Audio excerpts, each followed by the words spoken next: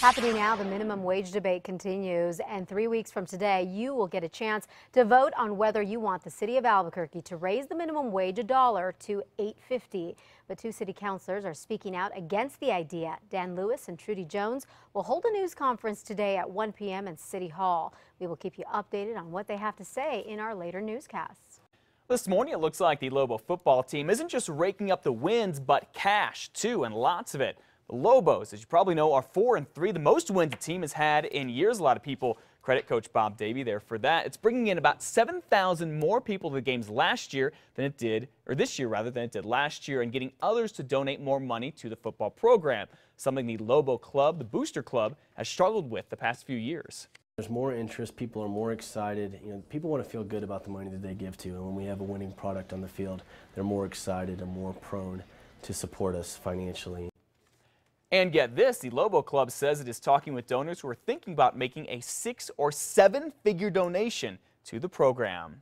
Well, unfortunately, this good money news is not going to the New Mexico Bowl as well. That's because the state is cutting the money it gives to the bowl game that goes on at University Stadium every year. It's giving the New Mexico Bowl just $50,000 this year, the least amount in 7 years that the game has been played here. Last year, the state gave it $150 grand and even put up $400,000 back in 2009, but now is spending a lot of that money in other places instead.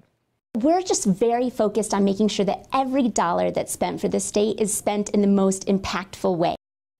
Now, despite the state spending less, the bowl game is still getting money, some of it coming from Gildan, which signed on to sponsor the bowl game for the next 2 years. You can go check it out. It'll be on December 15th, again, here in Albuquerque.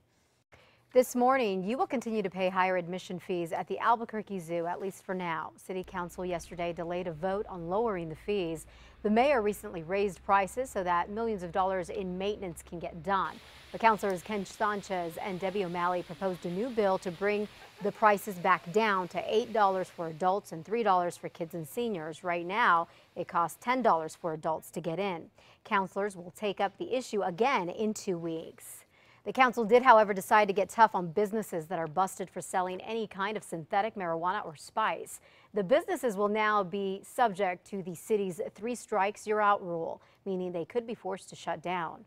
The illegal drugs also includes bath salts.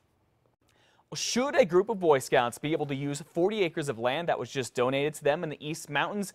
That is becoming a very controversial question this morning. The Campbell Ranch recently donated the land in Sandia Park to the Scouts, but a lot of people who live in this area do not want the Scouts there because they think they'll create more traffic and they're worried about all the dry brush. What we see out there is a day camp for Cub Scouts and then weekend camping for Boy Scouts and Cub Scouts during the non-summer months. Having kids overnight and at large numbers, and then the fire piece of it, concerns me within our neighborhood. It really is a neighborhood. Now this issue goes to the county commission and is set to talk about it on November 7th. A meth house in the South Valley is set to get destroyed later today. The house is on Metzger Road Southwest. It's near Gun Club in Isleta. Contractor is supposed to go destroy the home and then clean up the land afterward. Well, remember that pot farm in the Manzanos we told you about a few weeks ago? The one investigators say was guarded by men with guns? Well, now they think they know who one of the men is. Last month, a pair of hunters say that they were shot at after they stumbled across this huge marijuana farm. Investigators say the gunmen took off after a sheriff's department helicopter spotted them. Over 400 pot plants were found on this farm. They have identified 32-year-old Joseph Hazel as a person of interest, but they haven't been able to locate him.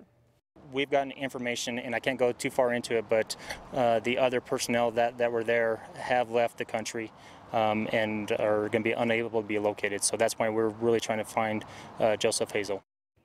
Deputies say Hazel owns the property where the pot was found. So far, none of the growers have been found. I think this is going to be a tough one for detectives to crack. Yeah, it sounds like they might be outside the country now.